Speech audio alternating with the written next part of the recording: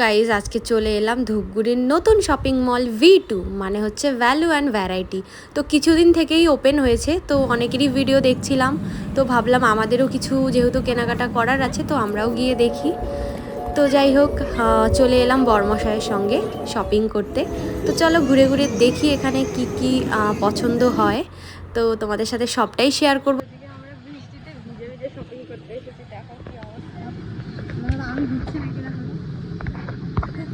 তুমি তো ভিজো নাই, ভিজে লোক আছে এদিকে আসো। তো মোটামুটি শপিং করেছি, তবে বাইরে দেখো এত বৃষ্টি হচ্ছে, মানে কি আর বলবো, রাস্তাঘাটের অবস্থা তো খুবই খারাপ।